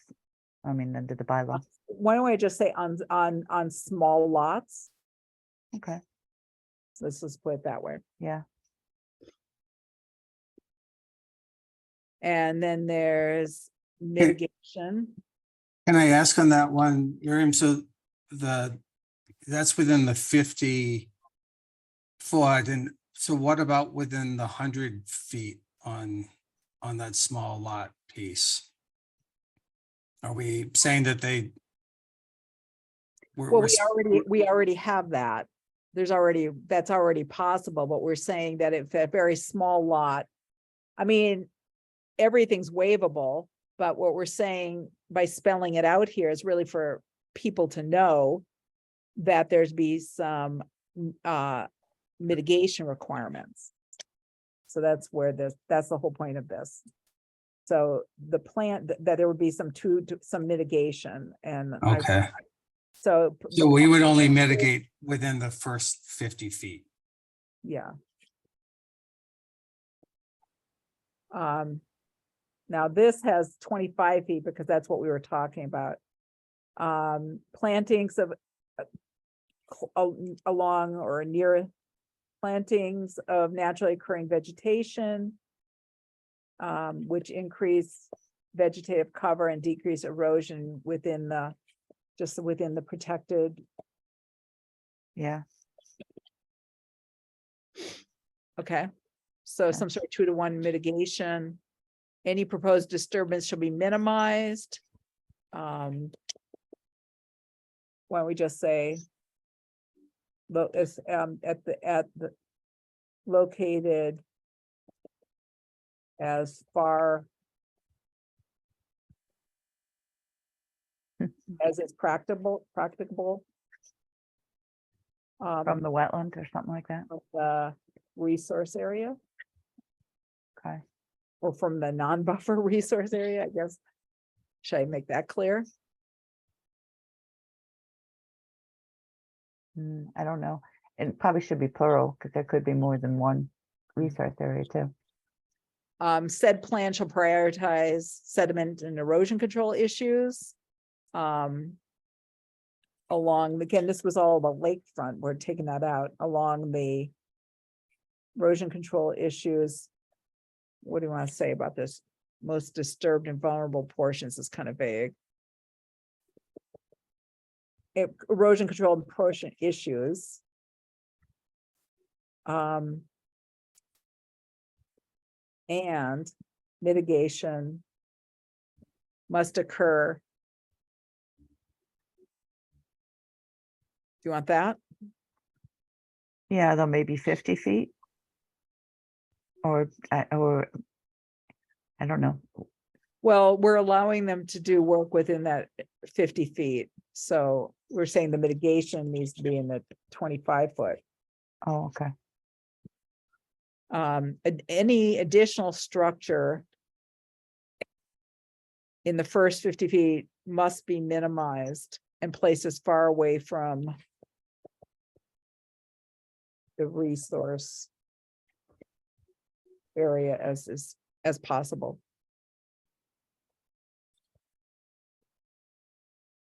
Okay. And then walkways, driveways, and pathways within the first 50 feet shall utilize pervious materials. That's something we've talked a lot about. So this allows us to do that as a mitigation. You know, the rationale for saying to somebody you can't drive, you know, this has been something we've talked a lot about, and the commission has struggled with it down by the lake with people paving. And I think this establishes a clear standard that if you're disturbing that first 50 feet of buffer zone with your project, that in mitigation might be that you have to have no pavement, no impervious pavement. Mm-hmm. That makes sense. Okay. All right, then the commission may impose conditions, safeguards, and limitations in a waiver permit to protect the interests. At the discretion of the commission, concrete bounds or other appropriate permanent markers clearly delineating the 50. 50-foot no disturb protection area or any alternative width which we impose. Okay. Should we say are to be installed or may be required? Yeah, that's good.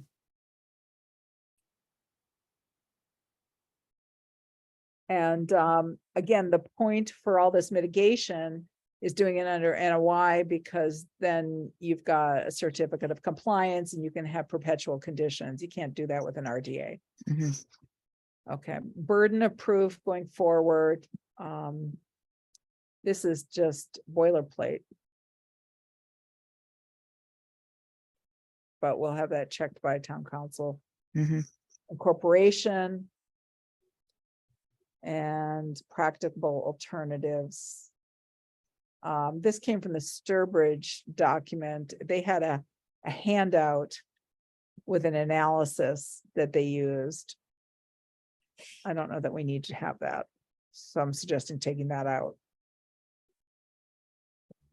Okay. And then moving on, no significant adverse impact standard. An applicant is required to demonstrate that any work, including proposed mitigation measures, will have no adverse impacts on the resource area. The commission requires here's an unvegetated corridor, but we're saying 50-foot now, right? I think so, yeah. With the exception of certified or identified vernal pools, which will require a minimum of 100-foot undisturbed. So we're basically saying if it's a vernal pool, it's 100 feet. Mhm. And then here, commission prohibits the use of pesticides, fertilizers, herbicides within the 100-foot buffer zone of all resource areas, and prohibits use of salts, quick release pesticides, except as used by licensed applicators. Mhm. I know one problem we had with that in South Hadley is that people, there was a condo complex that needed to spray their foundation because of, I don't know, it was ants or termites or something. And maybe that would still be, we didn't have like quick release pesticides sort of, so I don't know which kind it was, but we had to give them permission because it was obviously something they needed to do, but it was by a licensed applicator. So I suppose that would have qualified then still too. Yeah. Mhm. Okay. Vehicle maintenance. Yeah, I was just wondering on that, you know, like I'm thinking of the houses along the lake, their driveways, they have a car that they have to change the tires or they're changing the oil or something. Some of Yeah. those houses are within 100 feet, right? So they wouldn't be Yeah. able to maybe a difference between maintenance and repair, or I don't know. You know, Well, let's take it out. okay. No, I'm not. Let's take it out. When determining whether a significant adverse impact has occurred, we can look at cumulative impacts, which was kind of the point that we had to make about establishing our ability to look at cumulative impacts. And then finally, for where the 100-foot zone has previously been altered within 50 feet of an adjacent resource area, new development shall be located landward of existing development. Haven't we kind of already said this? This just feels redundant, number Okay. 4. Haven't we already said? I think so, under the 50-50 Mhm. part. Yeah, I feel like we can get rid of this. We don't need to say more. Yeah. It's not adding anything as far as I'm. Yep. Okay. And then this part The riverfront stuff. was all the river part. Yeah. Now, we could, and this goes down to when we talk about performance standards. We don't have riverfront as a resource area. However, there's all sorts of standards in the state regulations, which we can adopt for the 100-foot buffer for streams. So we can't do 200 feet, but we can certainly, you know, we can say that some of those standards apply. Mhm. That's possible. we- Yes, it that we- depends on what it is. We can say we adopt them. What sort of things are they? I'm trying to remember, other than certain limitation on how much alteration you can do, right? Within that inner 100. I think that was one of the pieces, and then there's the riverfront redevelopment standards, which get pretty detailed. We've done that. Remember the redevelopment standards? Ugh. There's a lot Yeah. of, and here, let me, I'm gonna stop screen share. So we're at the end of this, so I'm gonna stop screen sharing. Do we actually have riverfront area? Yeah. Where is that? Well, the Sawmill River, we have riverfront area along the Roaring Brook. And there are houses that are in that 200-foot riverfront area. Okay. Down Pratt Corner Road, there's Adams Brook and Oh, Dean yeah. Brook. Those are all riverfront area. We just issued an order of conditions on 86 Sand Hill Road because they were in riverfront area. And down by Cushman, we had another geothermal system that we permitted. Oh, yeah. That was riverfront area. So yeah, we have lots of properties in riverfront area. Okay. But at Joe least- Salvador's house that he built last year, that was riverfront area. Mhm. At least there are pretty good regulations in effect for the riverfront, since that was a fairly new thing added to the Wetlands Protection Act, so. Can't have everything if it's not in the bylaw. Everything, but so that's just a question of whether, you know, there's something where, you know, if there was a situation where we issued a permit and there were, it was in riverfront areas, so the state law would apply, but we want to be able to defend our permit. Do we need the regulations in order to defend decisions that we might make? Because we're going to be making a decision, 2 different permits. We want to, but the same conditions would apply. We're not going to require different things, so. Could you just put a statement in there as well, that we would follow the state regulations? I think, Riverfront areas, we would presumably utilize their regulations to determine our We can, Or- we could incorporate, I think we can incorporate them, can't we? Say we are incorporating them for the first 100 foot. Probably, I think so.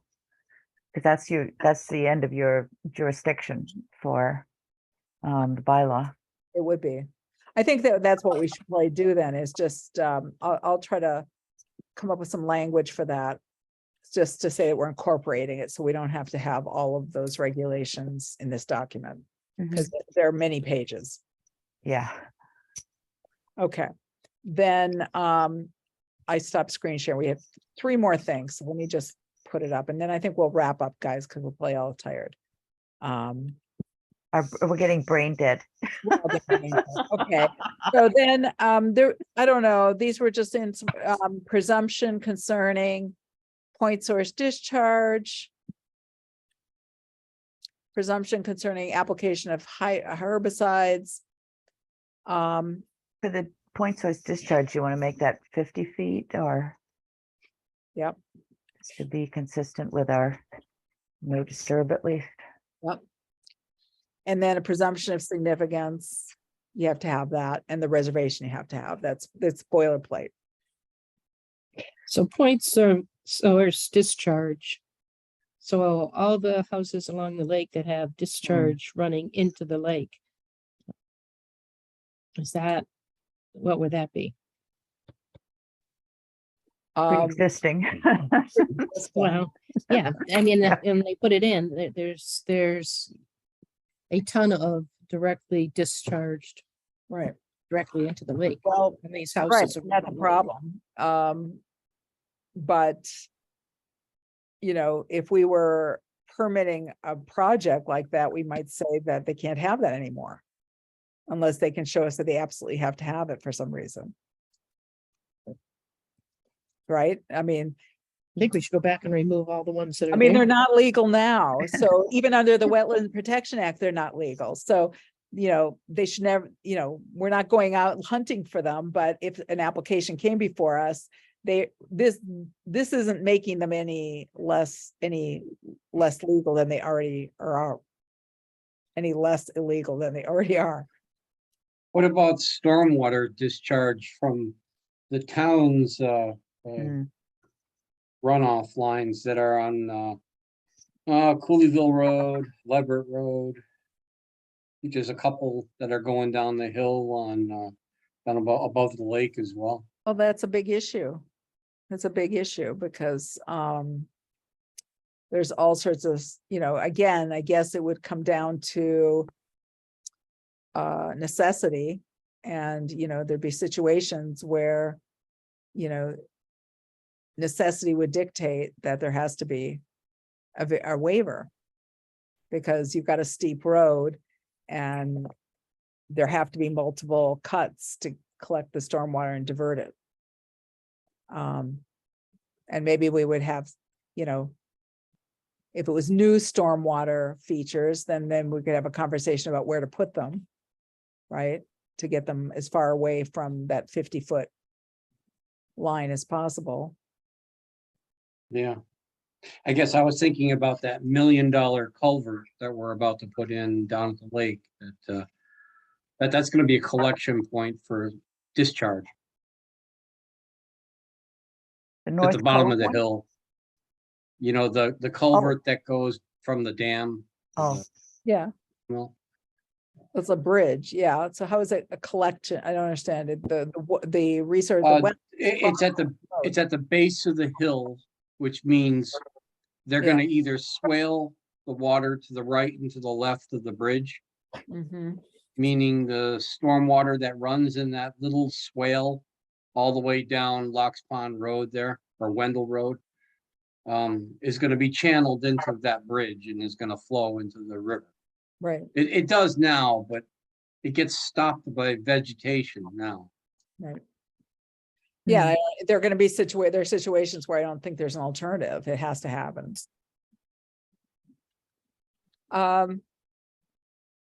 Well, what do you think? Should we take this out?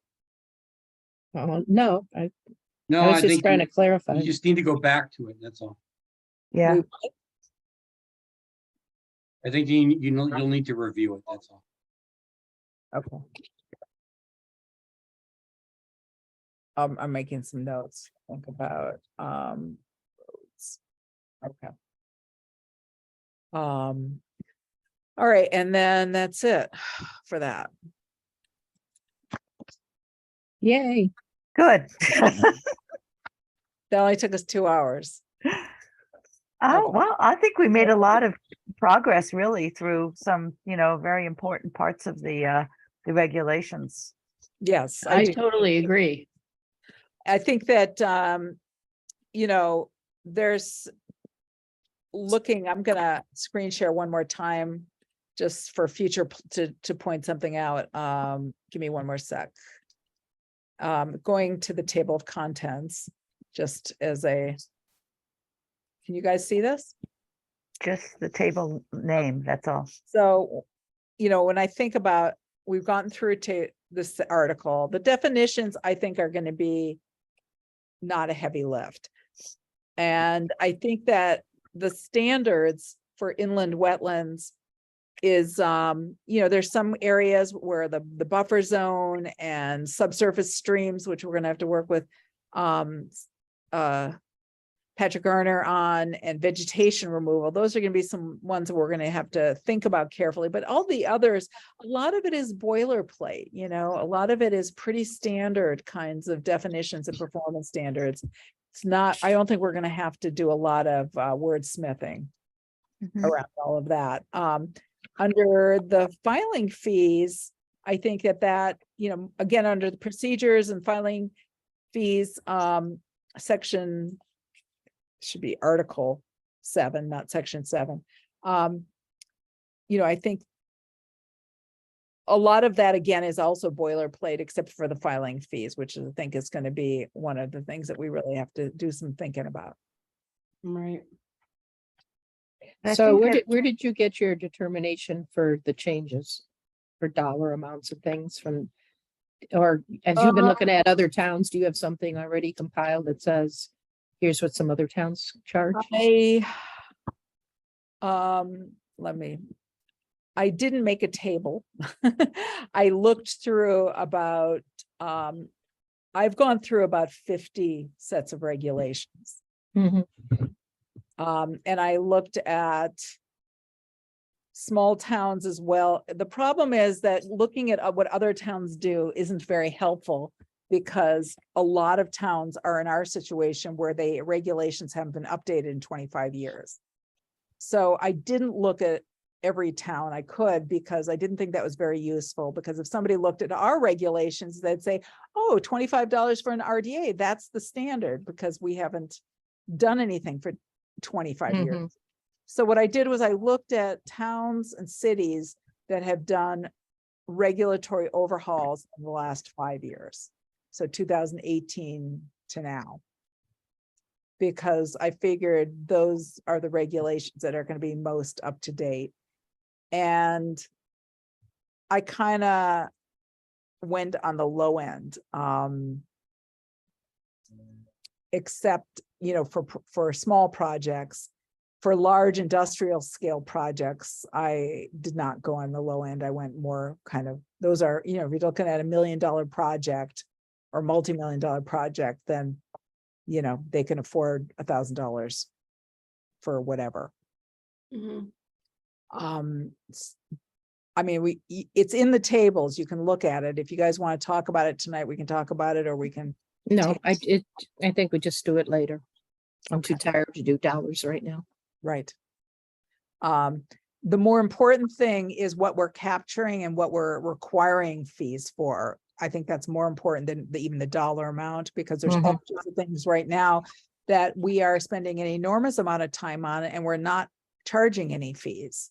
And I think that does not serve us and doesn't serve the town well, because we can use fees for staffing, for enforcement, for administrative costs, for our department, so that, we don't have to go to town meeting for a lot of budget items. So we do use our fee account so that we can keep our budget from the annual budgets very low and very minimal, but you know, we're hard pressed to do that if we don't increase fees. Yes.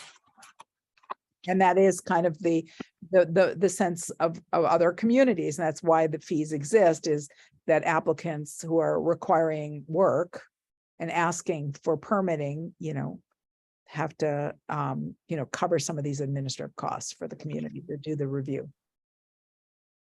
Right. And one thing that I just want to point out that Aaron mentioned is that in Amherst, they have created a mitigation fund. So for applicants who are required to do some mitigation, but don't have any way to mitigate on their property because the property is too small, or there's just no whatever way to mitigate, then there's a way that they can pay into a fund. And then mitigation would be at the Conservation Commission's discretion to undertake mitigation projects. And I don't know what their uses could be for that, but I wonder that what they do, whether it's for things like infrastructure projects, I don't know what they do. I don't know how they're going to use those funds. I would think it would still have to be related to mitigation for wetland alteration in some way. You know, improvements to wetland resource areas, or, you know, stream, you know, maybe even something like a larger culvert if it's a really restrictive, or culvert that's just suspended Stormwater. in the air or something, you know. Well, those that's what I was thinking. Was it for culverts or for rain gardens? Bridge over streams, you Yeah. know, in some of these new properties. Mhm. That's what I thought about, whether those funds could be used on town projects. Yeah. Possibly. Yeah. That would be interesting. Okay. All right. Are we good tonight? And when do we want to do this again? Because I feel like there's some time pressure for us to Mhm. get through this. And just so you know, what I would like, just to lay out the process, what I would like us to do is to get a draft that we feel is in pretty decent shape before I turn it over to Patrick Garner to review. Because we talked about at the last meeting that we were going to have Patrick review it as part of the regulatory work that we hired him for, but we need to have it kind of in better shape before he does that. And then he would be able to present his recommendations also at the public hearing. You want to do it in 2 weeks, or I assume you're busy in between now and then. You've got another meeting and stuff to prepare for. Yeah, So let's do 2 weeks. That would be the 27th. yeah. I'm okay with that. Okay. Janice, can you do it? Yep. Okay, so 6 o'clock again. Okay. Yes. Got it. Can you do that? I'm looking, you said the 27th. Yeah. I might be able to. I'm traveling then. I think it would be whether or not I Ah, have connection. But I would say you can go forward without me if I can't. Okay. All right. I should be Okay. able to go. Okay. good. I Maybe would, Beth will be able to too. yeah. My thought is that when we meet, that we not go into the definitions and the performance standards so much as the other pieces, the policies, articles 5, 6, and 7. Because I think that's where discussion is going to be helpful. Like to just suggest some definitions. If people have ones that in particular they want to review, that they send those to you and we just look at ones that people may have questions about. Yeah, I would say if there's a definition that isn't in there that you think should be in it, why don't you send it me the word, and I'll look up, I'll either find a definition or you can give me a definition. Mhm. And if you have any comments about the existing definitions, why don't you just send me the edits? I know that not everybody is comfortable using track changes. So what I was going to say is if you want to edit something, just edit it, and whatever change you make, put it in red font. And then I can find it and see what you did and incorporate those into the document. So what are the sections you want us to focus on for next time? 5, 6, and 7. Yeah, which are those? So just in case the numbering General is, provisions, okay, procedures. And again, those are even 6, I'm just looking at what's in them. 5 is boilerplate, really. It's in procedures, that's all boilerplate too, really. That is not much. I would say the last one where the filing the fees, because I think that is something we need to talk about. So let's plan that we're going to talk here. I'm going to change what I just said. We're going to talk about fees specifically. what section is that in? That's in 7. Okay, It's in the table. It says fees. okay, And then let's talk about vegetation removal and the buffer zone performance standards. okay, Since those are ones we've been talking a lot about tonight. Okay. okay. And that's in 4. Yeah. Okay. Okay. Okay. All right. I'm tired. Let's. All right, it Let's is adjourn. 8:08. Somebody want to make a motion to adjourn? Motion to adjourn. The second? Second, Okay. Hi. Defont, I, Harrington, aye. on. Hi. Okay. Thanks. All right, thank you. Bye. Bye-bye.